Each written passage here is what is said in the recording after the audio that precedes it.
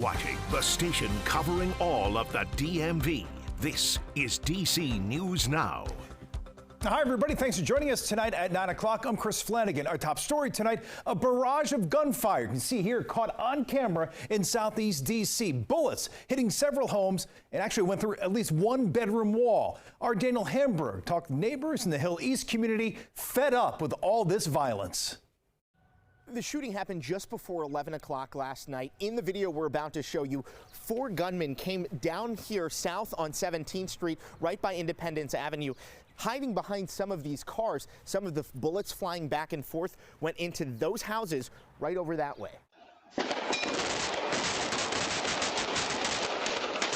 About a dozen shots fired Sunday night. No reports of any injuries, but some neighbors ducked for cover in their own homes as they heard the barrage of bullets. It's about safety in your own home, and I think many of us are not feeling safe anymore. Jenna Sangastiano didn't realize until this morning the back of her house was hit 3 times. I have a 5- and 8-year-old, and I think one of the things is that we always saw a lot of value in raising them in the city, and we don't want to move from the city because of this, but it is really compromising safety. Another neighbor who didn't want to be identified thought she heard fireworks, but went to bed and saw wood on the floor in her bedroom, noticing the baseboard. I find through the baseboard in my outside wall, it's been blasted open, and then I look over and there's a hole in the wall from a bullet. She says her parked car was hit by gunfire last summer, and in the neighborhood, it's a common occurrence. We've had it at 17th and Independence a couple of times. We've had it at 18th, and the fact is that,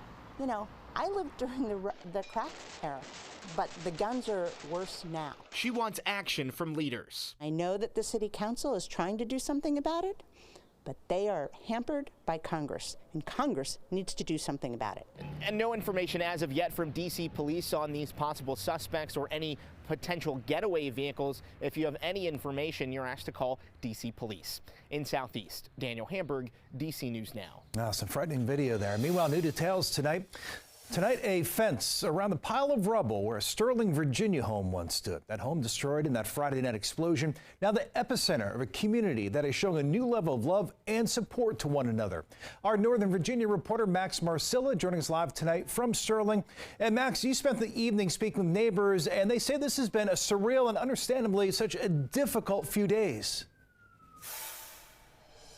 Well, Chris, the Friday night home explosion that left volunteer firefighter Trevor Brown dead and more than a dozen others injured was the beginning of what many people here say was just a horrific weekend. A weekend filled with anxiety and uncertainty about what happened and a deep sadness because of the loss of life. But what we've also seen here is a community that has come together, rallying around for one another, and that love has gone a long way in just a few days.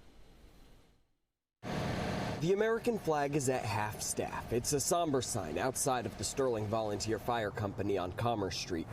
Underneath the flag, several bouquets of flowers, a show of support for the volunteers who lost one of their own. 45-year-old Trevor Brown died on Friday night responding to a home explosion on Silver Ridge Drive. My daughter, she brought flowers and a sign that said, "Thank you, heroes." This neighborhood is still grieving. It's also coming together. One woman telling us she's met more of her neighbors in the past couple of days than in the previous several years, all of them banding together to help in any way they can. Our community will never forget his courage, Madam President. Today, the bravery of the first responders commemorated on the Senate floor in Richmond. For the nation and from around the world. And from far beyond the Commonwealth. Tonight, it's quiet again in this neighborhood as the mourning continues and a life lost is remembered. His loss is a major one for our company and for the community. And part of the banding together of this community that we've seen has been raising money for the people impacted. We've seen online fundraisers for the homeowner and the renter of the home, both of whom say they've lost everything. We've also seen that the Loudoun First Responders Foundation, that's the name of the group that's raising money for the affected firefighters, both those who were injured and Trevor Brown's family. Reporting live in Sterling, Max Marcilla, DC News Now. A lot of heavy hearts out there, Max. Thank you. Meanwhile, the Loudoun County Superintendent sending a message to parents over the weekend saying extra counselors will be available at schools affected by the explosion. District also has a list of mental health resources for students on its website.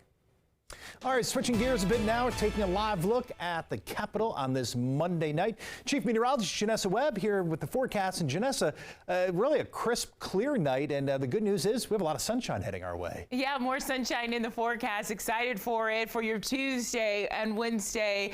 Very quiet conditions. And so no threat of any precip really until late afternoon on Thursday going into your Friday. So you have a majority of your week under very dry weather. Dew points, dry air is taking over the entire region. Look at it, it's at about a 23 percentile, and so all that dry air is going to keep high pressure intact. 40 degrees right now. We're under the clear skies, and so that you don't have that blanket of cloud coverage to keep us insulated for tonight. Right now, temperature's not super bad at 9 o'clock. 40 for DC. The farther you go west into Woodstock, Winchester, into the lower 30s, almost touching 40 for Anne Arundel County into Baltimore as well. And so really tonight we're going to go down very low here for temps being back into the middle 20s by that 3 to 4 a.m. hour. So do not get comfortable with what you're seeing right now. We're going to fall pretty rapidly. Satellite composite radar clearing, taking over, and regionally as a whole, we just have a few clouds well to our south,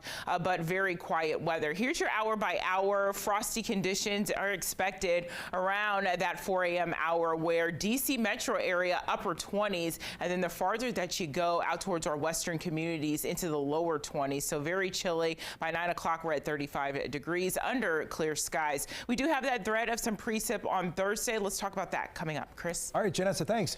And developing now at 9, 5 people in the hospital after a crash involving a stolen car in Fairfax County, Virginia.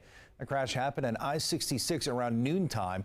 Now, one person, we're told, has life-threatening injuries. Police say they saw the stolen sedan in the parking lot of Fair Oaks Mall. The driver spotted the officers and took off down Route 50 before crashing at the ramp to I-66. Now, police say 4 men and 1 woman are inside that stolen car. And tonight we've learned detectives also found 2 guns, including a rifle inside the car, along with, you can see here, some narcotics. Well, now to that big sports headline. In a surprise move, the Washington Nationals are no longer for sale. Principal owner Mark Lerner telling the Washington Post his family will not sell the team. The Nats had been on the market for nearly 2 years. Lerner's keeping the team comes weeks after businessman David Rubenstein reached an agreement to buy the Orioles for nearly $2 billion. And tonight, a Virginia lawmaker is doubling down on her promise to kill the Monumental Arena deal. Over the weekend, Senator Louise Lucas doling out another big blow to the deal, cutting all funding for the project from her Senate budget proposal. Our reporter Marielle Carbone has been following the developments very closely for us tonight. And Marielle, Lucas says she's not willing to spend any taxpayer dollars on this arena. Yeah, Chris, and that's really been her stance since this proposal to move the Wizards and the Capitals to Virginia was first announced. Now tonight, she tells DC News Now she is ready to go to war over this. Ask area sports fans what they think about moving the Washington Capitals and Wizards out of D.C. into Virginia, and they aren't shy in sharing. I think it's kind of disappointing. Keep us where we are. Washington Wizards should stay in Washington. I think so. But obviously I know there's a lot of money involved. And that money hitting a snag over the weekend. The best place that the Wizards and the Capitals can be is right where they are in Washington, D.C. Virginia Senator Louise Lucas is chair of the Senate Finance and Appropriations Committee. She's strongly against a proposal to build a brand new sports arena and entertainment district in Alexandria's Potomac Yard, moving the pro sports teams across the river. Pending legislation would set up a stadium authority that could issue bonds for the project.